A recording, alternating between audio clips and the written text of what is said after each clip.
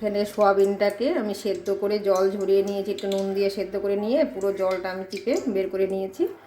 এখন আমি তো সেদিনকে আমি ফুলকপি চিলি ফুলকপি দেখিয়েছি, চিলি পনির, তো আজকে আমি চিলি সয়া দেখাবো। তার জন্য এখানে একটা আমি ডিম ফাটিয়ে নেব। সোয়াবিনটাকে আমি হালকা সেদ্ধ করে নিয়েছি, বাচ্চাদের টিফিনের জন্য কিন্তু এটা খুব ভালো খেতে।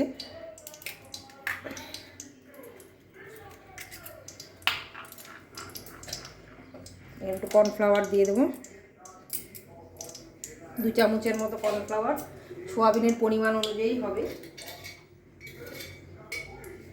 একটু হলো লবণ দিয়ে দিচ্ছি, যদিও এটা লবণ দিয়ে সোয়াবিনটা আমার গরম জলে সেদ্ধ করাই আছে।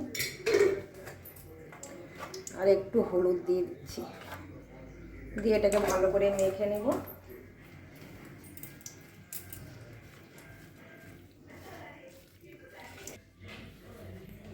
এখন কড়াইতে আমি তেল দিয়ে দিয়েছি, এখন সেই মাখা ইসেগুলো আমি এখন এখানে দিয়ে দেবো, দিয়ে ভালো করে আমি এগুলোকে আগে ভেজে উঠাবো।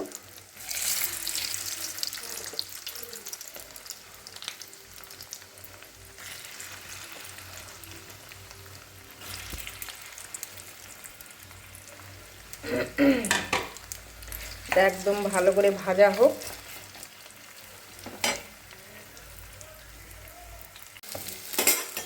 দেখো সয়াবিনগুলো কিন্তু ভালো করে ভাজা হয়ে গেছে, তো এখন আমি এগুলোকে উঠিয়ে নেব।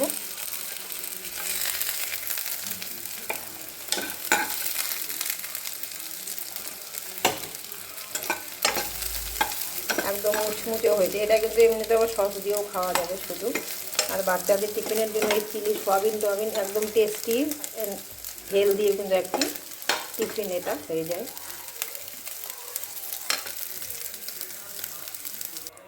আর এটাতে বেশি তেল দেওয়ারও দরকার নেই, সোয়াবিনে কিন্তু প্রচুর তেল এখানে আছে। আমি তো সোয়াবিনে তেল দিয়ে ভেজেছি এটা, সেহেতু আমি অল্প তেল দেবো, এখানে বেশি দেবো না।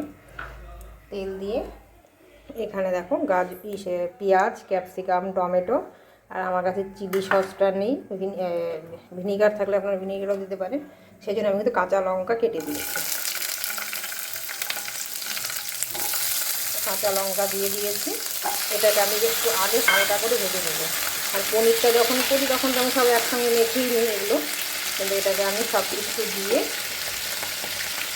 এখানে 2 চামচের মতো সস দেবো।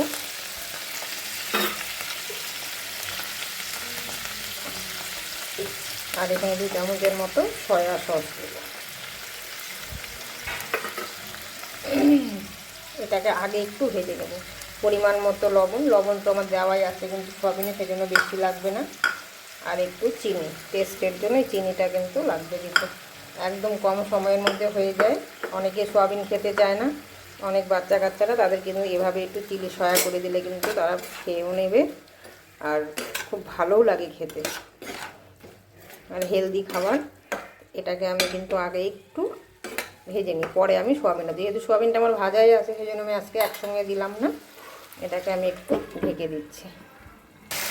এটা কিন্তু অনেকটাই নরম হয়ে এসছে, এখন আমি সোয়াবিনগুলো দিয়ে দেবো, দিয়ে এটাকে শুধু কষানো আর কিছু নেই, এটাকে ভালো করে একসঙ্গে মিশিয়ে নিয়ে ঢেকে দেবো। ওটাতে আর কোনো মশলা বা কোনো কিছু আর দেওয়ার দরকার নেই, যা দেওয়ার আমি সব এখানে দিয়ে দিয়েছি।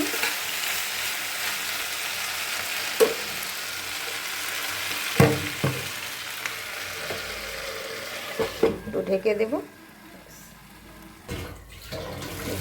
ব্যাস এটা কিন্তু হয়ে গেছে, একদম স্মুথ হয়ে গেছে, আর নিচ থেকে কিন্তু একদম মানে হালকা হালকা তেলও ছেড়ে দিয়েছে। তো এটা এখন হয়ে গেল, শুধু ঢেকে দিয়ে খালি কষানোর পালা, আর কিছু না। এটা আমি বন্ধ করে দিলাম।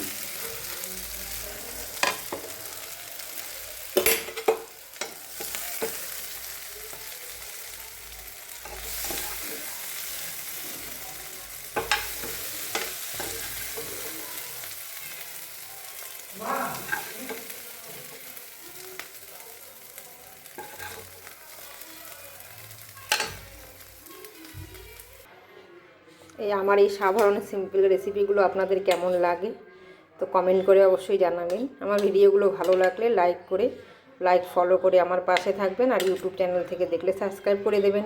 আপনারা সকলেই ভালো থাকবেন, সুস্থ থাকবেন। আমি আজকে এখানেই শেষ করছি। আমি অন্যদিন আবার আসবো অন্য ভিডিও নিয়ে। নমস্কার।